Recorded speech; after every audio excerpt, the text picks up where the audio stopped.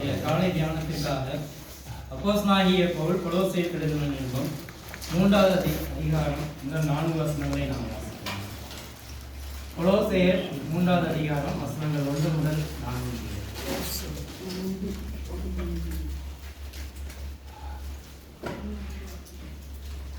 Colossians chapter 3 verses 1 to 4. எடுத்தவர்கள் யாராவது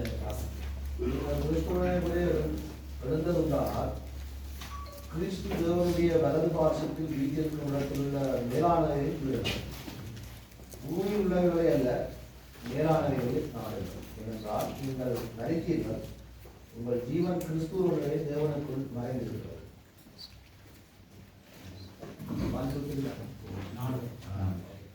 நம்முடைய ஜீவனாகிய கிறிஸ்து வழிபடும் போது நீங்களும் அவரோடு கூட மகிமையை வழிபடுகிறீர்கள்.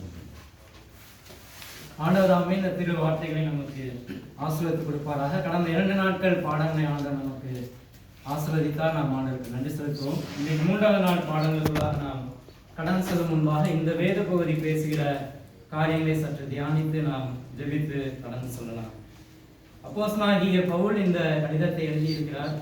அந்த கொலோசே பட்டணத்தை குறித்து நாம் வாசிக்கும் போது அந்த நாட்களிலே ஒரு மிகுந்த முக்கியத்துவம் வாய்ந்த வியாபாரம் நடைபெறக்கூடிய ஒரு பட்டணமாக அது காணப்பட்டது. குறிப்பாக ஆடை உற்பத்தி செய்யக்கூடிய அந்த தொழிலிலே முன்னேறிய ஒரு பட்டணமாக காணப்பட்டது.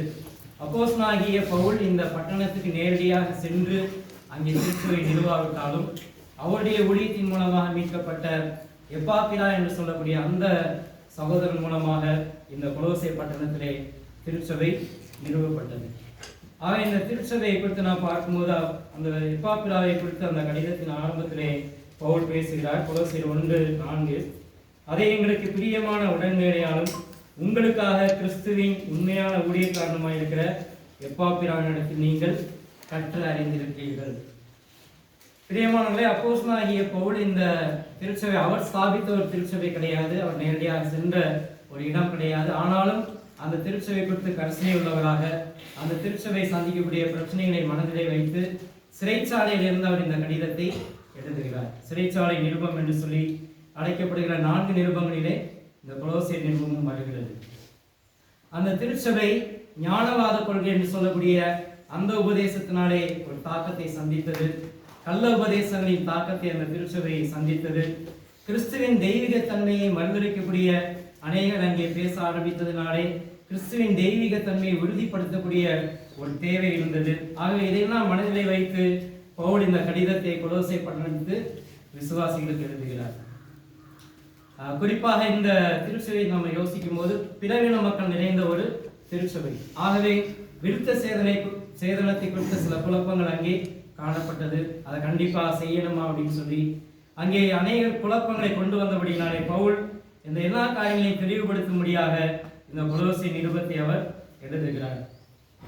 பரிசுத்தமாக வாழ வேண்டிய அந்த வாழ்க்கையின் அவசியத்தை குறித்தும் அவர் எழுதுகிறார்.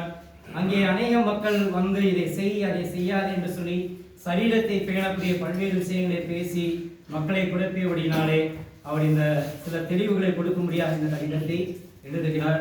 அதே மாதிரி யூதர்கள் அனுசரித்து வந்த அந்த மாத பிறப்பு, பண்டிகைகள், ஓய்வு நாட்கள், இந்த விஷயங்கள் எல்லாம் அது வருங்காரியங்களுக்கு நிழலாய் இருக்கிறது. அவைகளின் பொருள் கிறிஸ்துவை பற்றினது என்கின்ற தெளிவை கொடுக்கிறார். இதையெல்லாம் பேசக்கூடிய பவுல் நாம் அறிந்திருக்கிறோம். எப்போதுமே பவுல் எந்த ஒரு கடிதத்தை எழுதும்போது முதல் பாதியிலே அங்கே உபதேசங்களை சத்தியங்களை குறித்து அவர் பேசுகிறார். அடுத்த பாதியிலே நடைமுறை வாழ்வில் அதை எவ்விதமாக நாம் கையாள வேண்டும், நடைமுறைப்படுத்த வேண்டும் என்பதை குறித்து அவர் பேசுகிறார். ஆக அதே போலவே அந்த 2 அதிகாரங்களிலும் முதல் 2 அதிகாரங்களிலே பல்வேறு விஷயங்களை அவர் பேசுகிறார். கடிதத்தை ஆரம்பிக்கும் போது அந்த மக்களை அவர் வாழ்த்தி ஆரம்பிக்கிறார். கடிதத்தை ஆரம்பிக்கும் போது அந்த மக்களுடைய அன்பை குறித்து அவர் பாராட்டுகிறார். கிறிஸ்துவின் மீது அவங்க வைத்திருக்கக்கூடிய விசுவாசத்தை குறித்து அவர் பாராட்டுகிறார். அவர் தொடர்ந்து வரும்போது கிறிஸ்துவின் தெய்வீக தன்மையை குறித்து அங்கே பேசுகிறார். இதையெல்லாம் பேசி முடித்து விட்டுதான் இந்த 3வது அதிகாரத்துக்குள்ளாக அவர் கடந்து வருகிறார். கிறிஸ்து யார், அவருடைய மரணத்தின் மூலமாக என்ன நிகழ்ந்தது, அந்த நற்செய்தி எப்படியெல்லாம் ஒரு மனிதனுடைய வாழ்விலே மாற்றத்தை கொண்டு வருகிறது, அந்த நற்செய்தி எவ்விதமாக உங்களுடைய வாழ்க்கையிலே மாற்றத்தை கொண்டு வந்தது என்ற எல்லா காரியங்களையும் அவர் பேசிவிட்டு இந்த 3வது அதிகாரத்துக்குள்ள வரும்போது 4ஆம் வசனம் பார்க்கிறோம்.